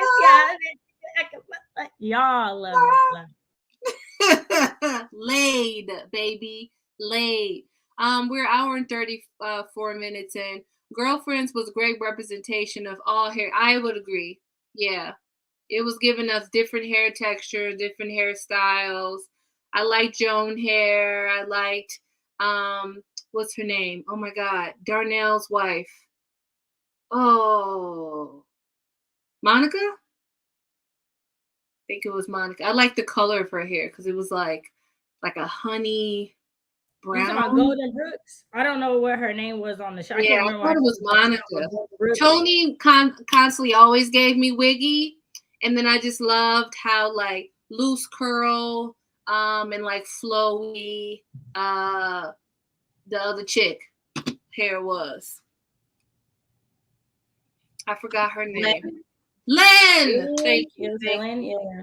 And let me tell you, any movie that Queen Latifah has been in, hair has been laid. Hey, y'all, I'm not gonna lie. Have y'all watched The Equalizer? The way hair changes like throughout like every episode of The Equalizer. I'm not mad at it. I'm not mad. Like it is not so far behind. What are they still on season 1? No, they're on like season 3 now because I think we're watching season 2. Yeah. I was getting upset with the black cop, even though I understand he has to do his job. But I was like, why are you coming at her like this? Yeah. The hair on Living Single. Huh? I also loved Eve hair. Eve. Oh man, she went from having the fade to having that flip. Woo! That flip that like had that chokehold on her for a while. Loved it. First of all, the flip had a lot of us in the early 2000s. Like you can find Tia Tamara with the flip. Like everybody had a little flip. People will go have flipping bangs. Loved it. What was that video that Eve came out? She was like, now I'm gonna do that thing like it ain't done before. Never leave the game stranded. I had to give more. Gonna give you what you want. Nope, just me. Anyway, loved it. I don't know the video. The video. Yeah.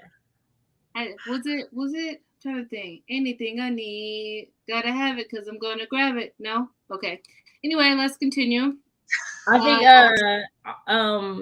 I know someone said Living Single, but I was also gonna say what is that? Satisfaction. Yes. One of my favorites. Eve always gave. And do we know original? What?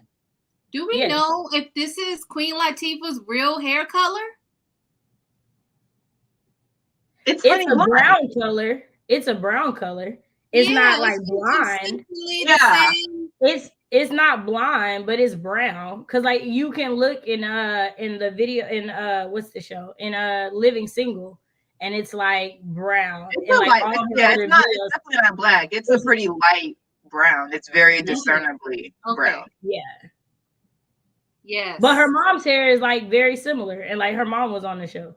Like her mom on the show is her real mom. Regine's mom on the show is her real mom. It's her real moms. That used to be very common in acting. Like your whole family could get in real quick if you was in it. Well, no, like Regine's mom is an actress. She was the first black, like the black in a superhero television show. She was like the her name is Chip Field. She was the like a secretary to the guy at the paper for Spider-Man, I feel like in real life, or she was a real life actress.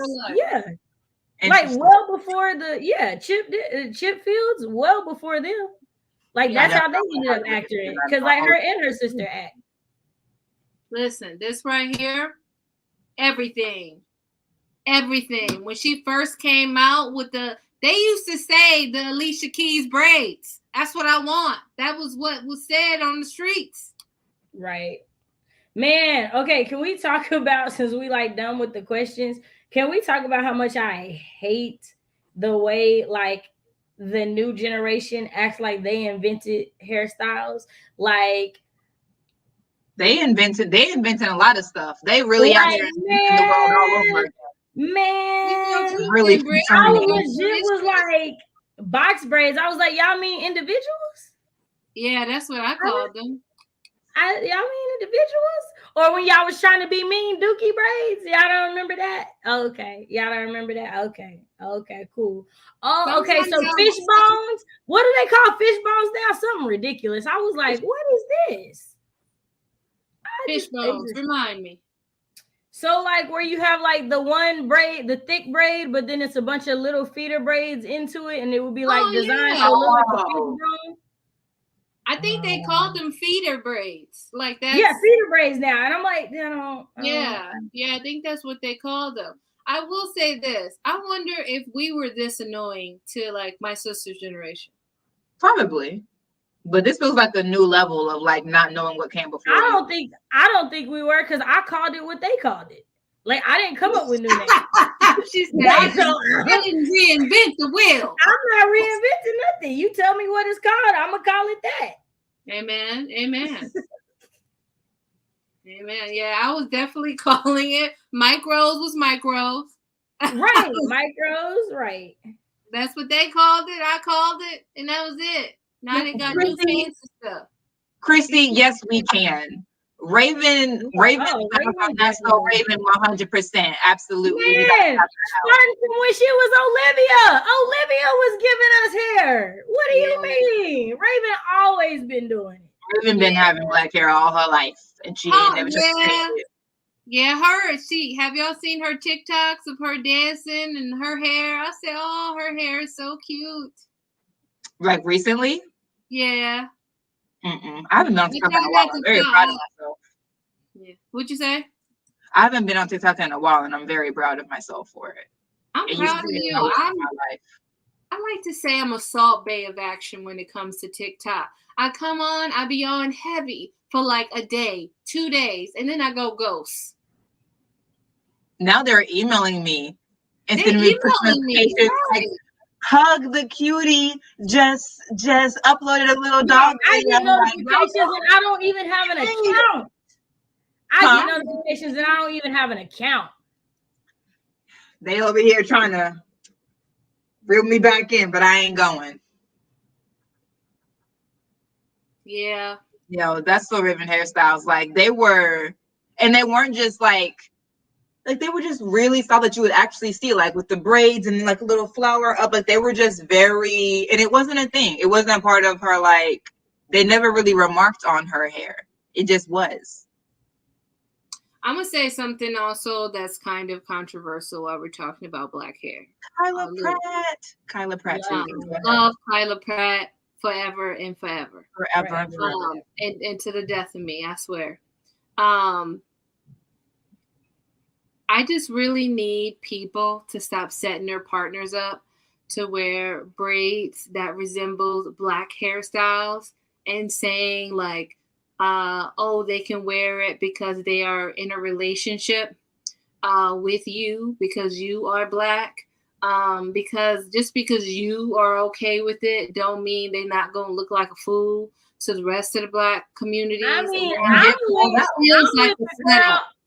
I'm with the girl on TikTok named Crystal Crave that said to get the box, the olive oil, you know, for those of y'all who don't look like us, who want to go out there and do what we do, you go get the box of olive oil, you put it on your hair, you leave it on overnight, and let it do what it's going to do. I'm just saying, if you can't read the instructions on the box, if you didn't grow up in a house where it was supposed to be used to begin with, I just think you should go follow Crystal Crave and do what she tell you to do, and then just let me have a nice day and see the reaction. Not you leaving the relaxer on overnight. That would be I think it sounds like a great idea. I think that if you are a Caucasian person that wants to relax your hair, definitely put on a cap and do it overnight, and then send me a picture in the morning. Salter, go home. Salter, go home for this comment. You out of pocket. crazy part is his wife ain't even white. That's the part that gets me. That man made me so mad. The way he came to speak at our university, and we all like got up in a group and walked out. Like, you are not about to do this in mixed company and think we gonna sit here. Man. Justin Timberlake in general and the way he eats off Black culture. But that's we ain't gotta get into that right now. I'm also looking at you, Kim. I'm looking at you, Courtney. I'm looking at you, the rest of y'all. I'm looking at y'all. Like, no. Cut it out. Oh, the Kardashians. I was like, who are these people? I forgot. I don't keep up with them. The way that they act like the youngest two don't got two completely white parents. Like, they try to use the Kardashian last name. Like, no, that's why they skin is the way it is. What about the youngest two? What about the youngest two? They don't got that. Explain that. Explain it. Don't worry, I'll wait in my cat. You know, there's a term I haven't fully flushed it out, but there's something about the term I'm about to say, and maybe y'all and people in the chat can help me out. I just feel like people just want to be Black until it's time to be Black. So I always think of that. And then two, on top of that, people are really leaning into this idea of spicy white. And I just have no idea what the hell that means. Okay, so since you're saying this, I got a thing on this, right? So I love her. Think she's a great artist. Think she's a great artist. Think she's a great artist. She has a new line that she's doing, and it literally says, I want the rhythm, not the blues. And the way I cannot support it solely because I know white people are gonna buy that. The way I cannot stand the idea of seeing a white person in a shirt that literally says, I want the rhythm and not the blues. Like, well, so wait, is she making a hairline or a t-shirt line? No, it's like, it's clothes, right? And so, like, the reality is that anybody's gonna buy it, right? Yeah. So, like, we got to think about some of the things that we're doing for public consumption, because you can't control that. And that's already how they move. Interesting. I love her, and I hate that. I hate that so much. Like, dang it. Because it's literally what we've been saying about them for like forever. Right. Well. Right. I've been wanting to talk about this to somebody, and when you said that, I was like, well, since we on this conversation. Tiptoed on this jurisdiction. Right. It's a no for me. We already have too many people going to concerts saying, and it really bothers me because they be like, it's part of the song. If I cannot say it, you cannot say it. This is my thing. Ta-Nehisi Coates did a talk. Most of us probably saw this talk. Ta-Nehisi Coates did a talk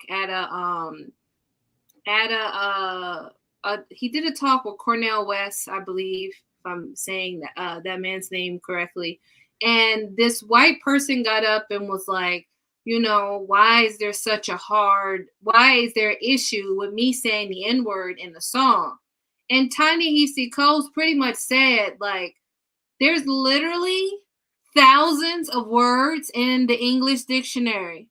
Thousands of words that you can use. And you're really just, you about to fight somebody in the streets because you're mad that you can't use a word that you and your ancestor used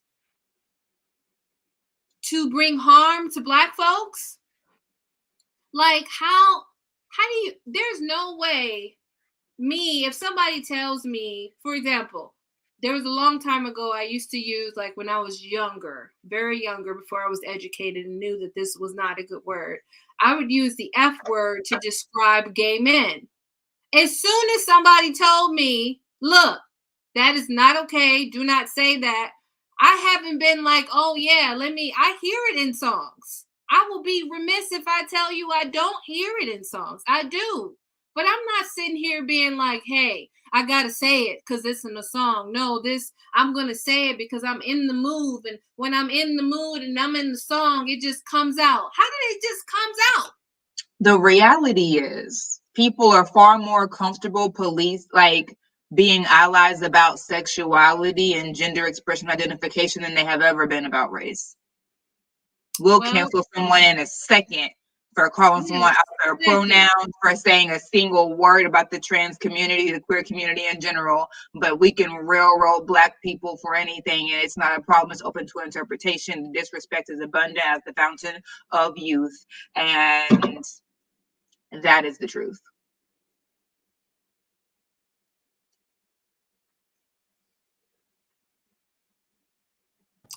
Yeah, because let me just be clear. Don't say it around me.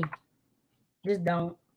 Because I have Black people reflexes. So when I pop you, like, just be ready for it, right? Because like I don't understand why you would want to. Other than the fact that you don't like being told what you can't do. And to me, it's weird that y'all tell Black people all the things they can't do. We give y'all one. And y'all like, nah, we can't take that one. That one? I just don't get the obsession. Like, with why? feeling the need to say it.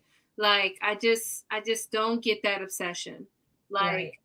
If you're saying that you're pro-Black, that's a part of it. If you're saying you're trying to be an ally, that's a part of it. Like, right. If a community is telling you that something you're saying or doing is causing them harm, and you're choosing entertainment or using entertainment or being caught up in the feeling as an excuse to continue to do harm, you need to do some more self-reflection. That part.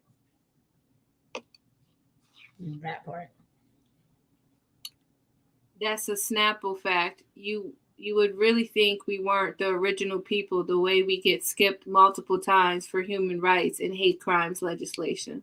That part. Ooh. That part. It's just a lot. Oh man, it's this artist. Her. I like her. I like her too. I don't think she was thinking about the way that phrasing could be taken. Right. And I don't know how you couldn't, because I can't hear that phrasing and not think about being Black. How old is she though?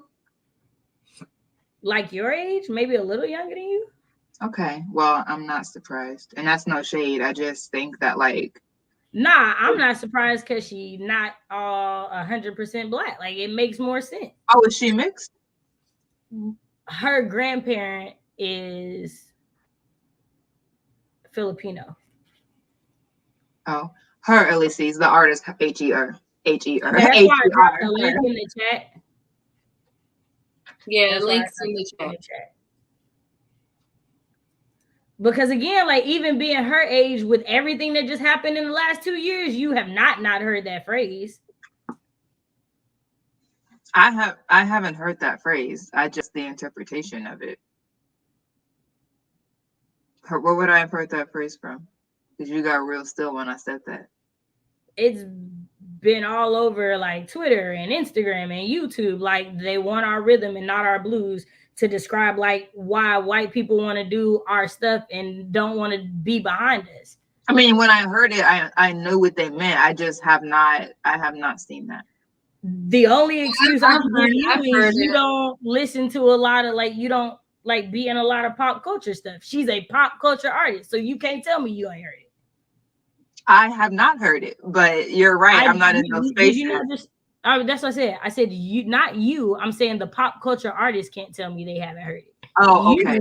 You can, because again, you don't keep up with pop culture like that. But she's a pop culture artist. Wow. Like, also, a lot of that side note, I'd be wondering where people editors at in their public people.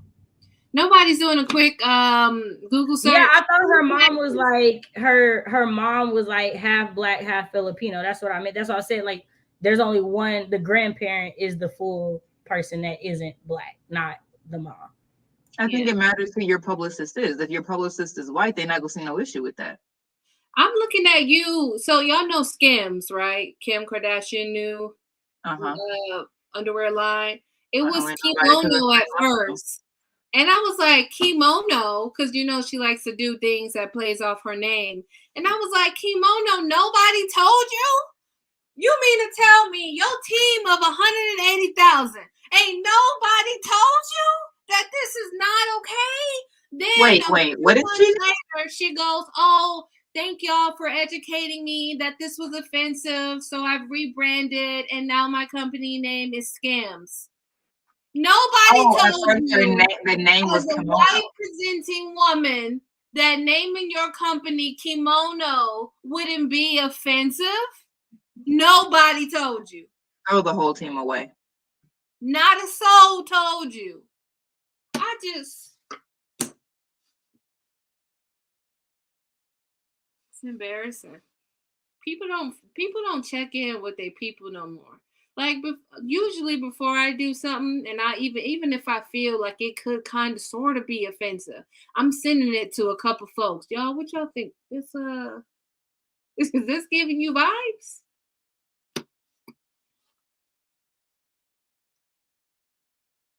Exactly. I was like, my girl. And they fought for that kimono mat. I'm talking about fight to the end of it. I said, this is embarrassing. I'm sure she knew and was just, and that was just for publicity, blah, blah, blah, blah. Publicity. The Kardashians take all prep. Yeah, they do. They do. There's always someone in the room who tells them and they ignored them. Corporate life taught me that. Well, that's true too. Hey, Yanni, y'all have any follow-up thoughts? Wrapping up thoughts. I think we've just seen throughout all the questions how important Black hair is not only to Black culture, but how significant it is to American culture, even if in a parasitic way. Man, parasitic. Interesting choice of word. Yeah. Some announcements. Shay got a lot going on her channel. I need y'all to go over there, check it out. Shay is doing some Camp NaNoWriMo sprints with other folks. And she is also doing the Edgar Allan Poe read-along of poems, essays, the whole collection with Nicole from Who Picked This Book. So go over there and figure that out. Shay is also reading the Anis Boys and then the Gods, the American Gods. And then there is a story link. So you can join. Go ahead and get on the story link. Unless I'm lying. Shay, please come in if I'm out here lying on Beyonce's internet. So we reading American Gods. We haven't decided on Anansi Boys, but it's like American Gods, House of Leaves. There's a Storygraph link. I will grab it and give it to y'all. Give me a second. So it is a Storygraph link. Oh, thank God. Woo! Thought I was out here lying on Beyonce's internet. Britt is still giving y'all Friday sprints. I think, right, Britt? Yes, we have Friday sprints every Friday at 10 a.m. Eastern Standard Time. We usually go till about 12:30 if we're feeling a little froggy with it.